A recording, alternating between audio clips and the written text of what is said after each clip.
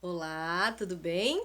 Bom, eu, Débora Miranda, artista e orientadora das oficinas culturais de Caraguatatuba, estamos aqui com um assunto sobre o teatro brasileiro, né? Estamos falando sobre os bastidores, um pouco da história do teatro brasileiro, né? Grandes momentos, grandes nomes, né? Grandes performances, né? Tudo isso a gente está falando aqui a partir desse livro aqui, A História do Teatro Brasileiro, tá?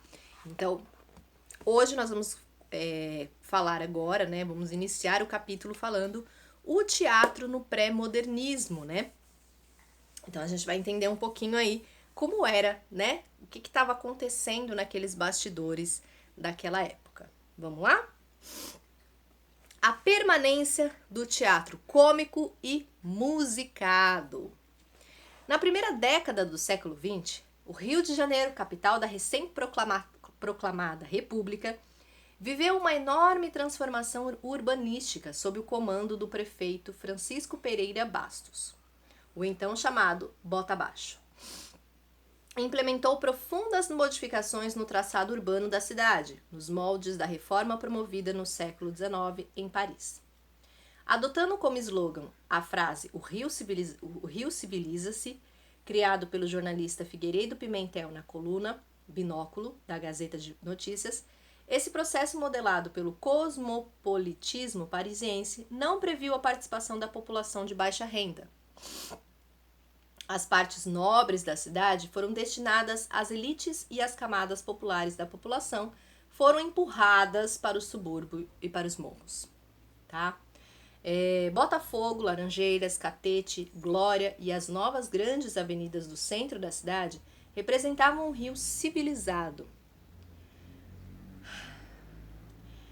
A cidade nova, o Catumbi, a zona portuária, os subúrbios e as favelas, o Rio atrasado. Difícil, né, gente? Mas vamos lá. As transformações na paisagem urbana na cidade incrementaram a indústria do entretenimento que vinha ganhando força desde fins do Império. O fortalecimento da imprensa, após as campanhas abolicionistas e republicana, a inauguração de novas linhas de bonde e, em seguida, as reformas do Bota Abaixo, concorreram para a consolidação das várias formas de diversão à disposição das pessoas. O grande número de teatros, cafés, concertos, circos, pavilhões e shoppes berrantes ofereciam a um público ávido de entretenimento e novidade uma gama das mais variadas de artistas e espetáculos. Esta ainda incipiente indústria cultural fazia com que os artistas e técnicos ligados ao chamado teatro ligeiro não somente passassem por uma efetiva profissionalização, como buscassem oferecer a esse público novas atrações. Se era recorrente a ideia de que o final do século XIX teria sido de decadência do teatro nacional, tal ideia contrastava com a intensa movimentação existente nos teatros nesse período, em que se assistia ao aparecimento de novas formas culturais. A permanência e o desenvolvimento de uma tradição cômica, o envolvimento com a produção musical popular e a constituição de um incipiente mercado cultural de massas são alguns dos fatores que podem ser associados à voga do teatro ligeiro. Preferidos da plateia, os gêneros musicais permaneciam incólumes às discussões entre intelectuais e artistas acerca da necessidade de se fundar um teatro dito sério no país. A revista de ano, as burletas, as mágicas, as operetas, as paródias e os vaudeville atraíam multidões aos teatros, possibilitando a criação de um rico mercado em que trabalhavam um grande número de atores e atrizes, empresários, autores, ensaiadores, cenógrafos, assim como diversos outros profissionais relacionados às montagens dos espetáculos. A cada temporada subia à cena uma infinidade de peças que ficavam pouco tempo em cartaz, salvo, evidentemente, as exceções, pois era preciso atrair o público com novidades, como observou um estudioso do período. Vamos lá.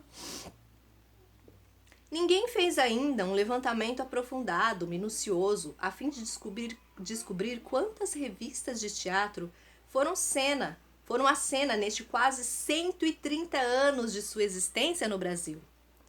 Devem orçar por algumas dezenas de milhares as revistas Revuetes, revistas Burleta, revistas Fantasia e pocket shows representadas. Ai, gente, naquela época já estava 130 anos no Brasil. Desse modo, os exemplos que aqui serão citados devem ser considerados como pequenas amostras de um universo infinitamente maior. Ai, gente, que lindo, né? Muita coisa pra gente falar, né? E descobrir, conhecer. Aqui nós vamos entrar agora no assunto da revista carnavalesca, né? Que eu acho que também tem um pouco aqui do carnaval. E eu acho que isso também a gente pode também até entender, né? Como porquê dessa ligação. Poucas pessoas sabem, mas o carnaval tem muita coisa do teatro, né, gente? Quando a gente vê aqueles figurinos, aquelas representações, o carnaval é um grande teatro, né? A céu aberto, né? São grandes representações. Não é só o oba-oba, dançar, dançar, dançar, não. Tem muita representação ali quando vem aqueles carros alegóricos, né? Isso hoje em dia, né? Na época era outras coisas. A gente pode até, vamos ver se vai surgir alguns assuntos referentes a isso, que provavelmente sim. Então, vamos continuar. A revista carnavalesca. Nas primeiras décadas do século XX, a revista manteve lugar de destaque no Brasil entre os gêneros musicais. Introduzida no país em meados do século anterior como revista de ano, espetáculo que traçava um panorama crítico e bem-humorado dos principais acontecimentos políticos, culturais e sociais do ano que findava, gradualmente perdeu seu caráter retrospectivo, definindo-se como um espetáculo musical, estruturado em quadros sucessivos e estanques, mas interdependentes, que mantinham relação ao menos com um tema geral, expresso no título da peça. Da virada do século até os anos de 1920, se ainda houve muitas remontagens dos êxitos do passado, o que definiu o perfil das revistas foi um forte relacionamento com as festas populares brasileiras, mais especificamente o carnaval. Ah, que delícia! Bora lá! A jeunesse dorée brasileira caberia encontrar um teatro capaz de traduzir a alma brasileira, com seus tipos, seus mulatos, seus malandros, numa frenética mistura de ingredientes bem temperados, sob o ritmo alucinante de nossa música popular e ao mesmo tempo estar em sintonia com o programa de reurbanização subordinado ao signo europeu de modernidade. Um teatro que, lidando com o que vinha de fora e à luz das regras portuguesas e francesas, iriam utilizar as raízes folclóricas e regionais, incluindo na cena a cultura brasileira com seus mais diferentes aspectos. Ao combinar os elementos paradoxais de nossa sociedade, o teatro de revista encontrará a sua fórmula: misturar o carnaval popular com a magia feérica de um palco, que ao mesmo tempo se comprometia a tratar do aqui e agora. Eram intensas as relações estabelecidas entre as revistas e o carnaval. A festa popular aparecia como tema dos espetáculos, nos quais eram aproveitadas em cenas músicas que tivessem feito grande sucesso durante o então chamado Tríduo Momesco. Por vezes, ocorria o inverso, com o lançamento nos palcos de músicas que se tornariam os sucessos do carnaval seguinte. Até o advento da radiofonia, o gênero foi um verdadeiro veículo de divulgação do cancioneiro do povo, de seus ritmos mais expressivos e lançador de sucesso sem conta, especialmente os carnavalescos, que saíam do palco diretamente para as preferências das ruas. A prática das revistas de carnaval tornou-se logo popular, com as peças seguindo em geral um modelo constituído por um prólogo, em que Momo viria propor uma solução para os males do Rio de Janeiro, geralmente atacado pela Pindaibit, que se caísse na folia.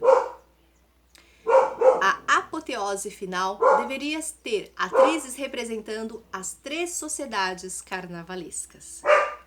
Então, você percebe, né, que não só era uma grande preocupação, né, deles trazer toda essa força do carnaval, trazer a popularidade, os malandros, né, E hoje, se a gente parar para assistir grandes escolas, né, do carnaval, a gente vê todos eles muito bem representados, né? O malandro. Se a gente for assistir, né, quem tem a possibilidade de ir a um autódromo, né, para assistir um desfile, maravilhoso, mas dá para assistir também pela televisão. A gente consegue perceber essas figuras, né, do nosso país, né, da nossa sociedade muito bem representada, né, os malandros, né, as baianas, os mulatos. É muito bonito. Então, é isso, gente. Vamos continuar falando sobre toda essa história do teatro brasileiro. E se você tá gostando, curte, compartilha. Não esquece de compartilhar e de curtir, tá bom? Muito obrigada e até a próxima.